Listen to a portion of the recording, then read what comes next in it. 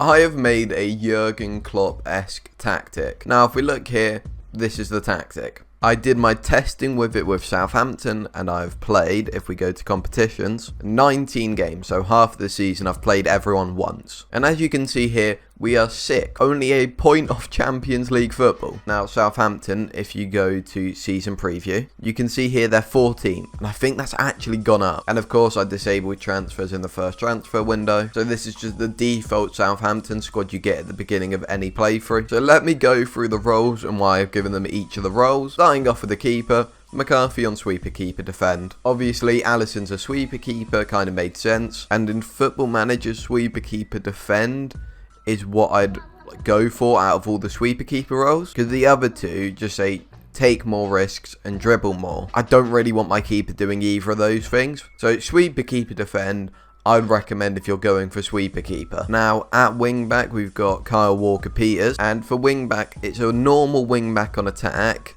with stay wider on, and this is true for both of them, just a normal wing back on attack with stay wider on. Saying I will mention them right now. Out of the two wing backs, right, they're both doing very well. Look, so Prelude, I think that's how you say it, I'm not sure, is averaging over a 7, but he only has 4 assists, compared to Kyle Walker-Peters, who has an average of like 7.2 and then 7 assists. Now, he does have more games, but I think his assist to game ratio is still better. And the reason I believe for this is the work rate and the stamina, which is what I think you should prioritise in a fullback, at least with this system, is how well they get up and down the pitch, and then the crossing and stuff comes later. So work rate, stamina and pace are the 3 big things I'd value. Because if you get in the position to deliver a good cross 10 times instead of 5, it doesn't really matter how good you are at crossing.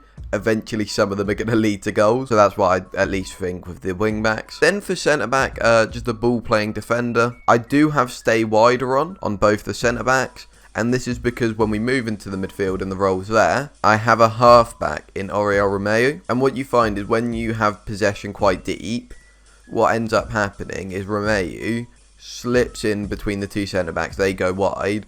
And the wing-backs obviously also go wide, but they start going up quicker, I find. And also just having almost like a free back here lets the wing-backs have more freedom. So the halfback has pass it shorter on. That's the only custom thing I put on him. Because it's a halfback, I just want him to get the ball and just go short to someone. Fairly self-explanatory. So yeah, I just feel like having a halfback with the 2 centre-backs on stay wider just lets the full-backs have that like license to roam. And obviously looking at Jurgen Klopp's system, the full-backs have a lot of freedom. Then in midfield we have 2 box-to-box midfielders. No custom instructions on them.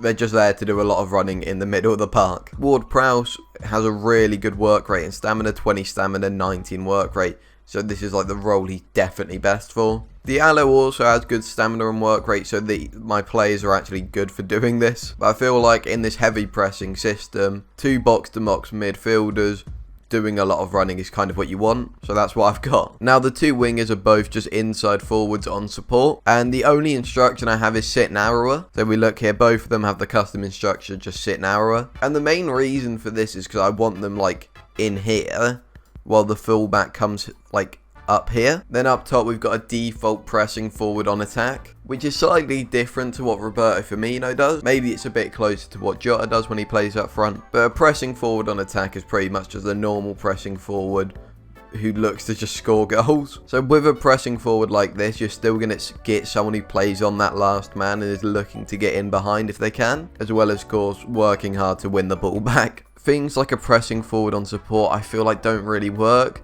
because they look to hold up the ball, which, I mean, it could work. If like he drops in here and the 2 inside forwards like run past him. I've had systems like that before. But for me here, I'd rather just have him try and go and score goals. And obviously he can like interlink play. There's nothing stopping him from doing that. It's just in my striker, I want them to go out there and then try score goals, which I think most of us do. Now for the actual tactic stuff. Now in possession, what I want them to do is fairly like simple. Attacking width, I have fairly narrow. This is just so most players, their starting position is like a bit narrower, which lets the fullbacks you have stay wider on as an instruction, like come on the outside, like with that overlap. So that's the reason for fairly narrow. It's just again for the fullbacks. Now, approach to play, pass into space. With the pass into space, what you'll normally find is either you'll play your fullback or your striker in over the top. With how we're like aiming our play, we're aiming for the overlaps and we want to play out of defence. Obviously, I've talked a lot about those fullbacks, so obviously we want to look for them when we have the ball. Passing directness is just the default, it's slightly shorter. And then the tempo is higher. I don't want to go like one step further because then your players are always just looking forward. Higher at least lets some of the players not instantly try and start an attack with every pass. But that is normally what they're looking to do. Obviously we have counter press on and then we win the ball. We have counter on with that higher tempo. Obviously if we're looking to start an attack as soon as we get the ball, we probably want the players getting up to do an attack.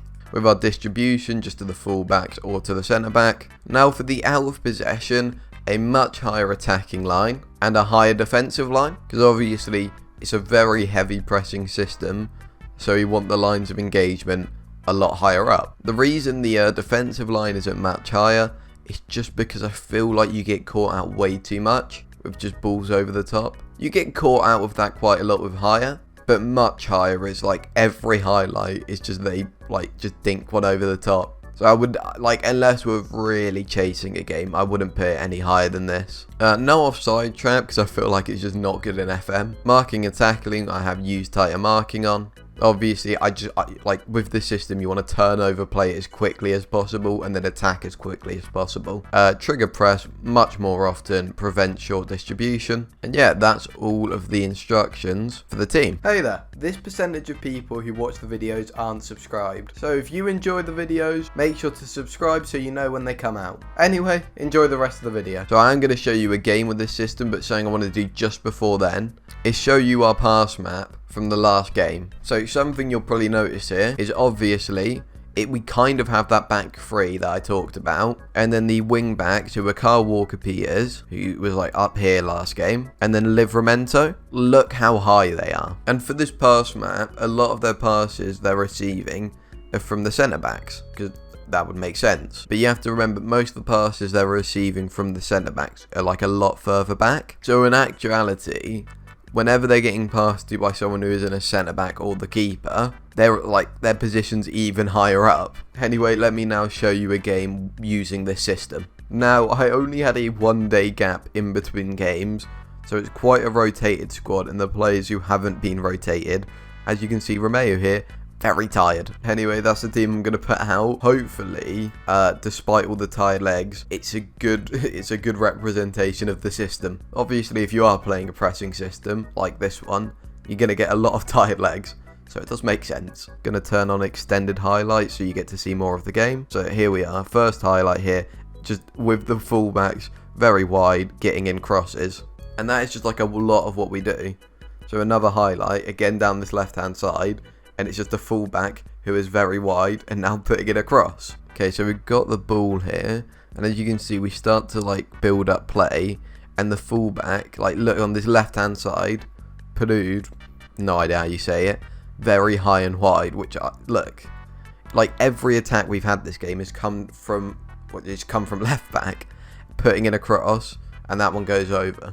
But look, both the wing backs or fullbacks have the highest average ratings this game, but when we attack, I'm gonna guess we're probably gonna do it through the fullbacks. Oh, this is what I was talking about, the pass into space, having the striker on that last man. And okay, it didn't really lead to anything there, but you can see by having the striker on the last man and pass into space on, if the line is quite high, sometimes you can just knock it over the top. Yeah, like hit again.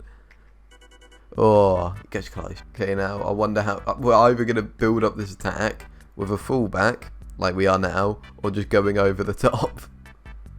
Those are like the two ways we build up attacks. It's like, look, we've just done all our progression from the fullback. Now, oh my god, so close. But I think you now get an idea of how the system plays. So the game actually reckons Ward-Prowse is a good right back. I mean, he's tired and we don't have another centre mid. Then obviously just the centre backs. You know what, I might just put a winger out there. I think I've done it like once this season. You know, Nathan Redmond wing back. Probably wouldn't recommend that. Now let's see, is it, look, inspired substitution. We're just knocking it about. Armstrong, and What was that by Palace? Okay, working this ball. Oh, the switch over. Nice switch. Now Redmond on the outside. Look at this. Inspired substitution. Gets the cross in. Ah. Look over the top. Adam Armstrong. Oh. Redmond actually playing a 7 since coming on. So even though he's not at all a right back, pretty decent sub. All we have to hope is we don't have a winger start running at him. Okay, 95th minute. If there's a goal in this highlight, brilliant. Don't think there's gonna be, at least for us. Now Guaita, literally just trying to save for time. Big ball over the top, we win. Can we go over the top to Che Adams? Come on, does he bag? Oh, and there we go, 0-0. I feel like at least the 2 XG compared to 0.3. I feel like that game actually showed off the system fairly well. Even if it wasn't a win. It showed the 2 ways we create goals are going over the top to the striker or the wing backs being very high and wide. Hopefully you guys can use this tactic and find some use out of it. I have been Magna FM. Thank you for watching.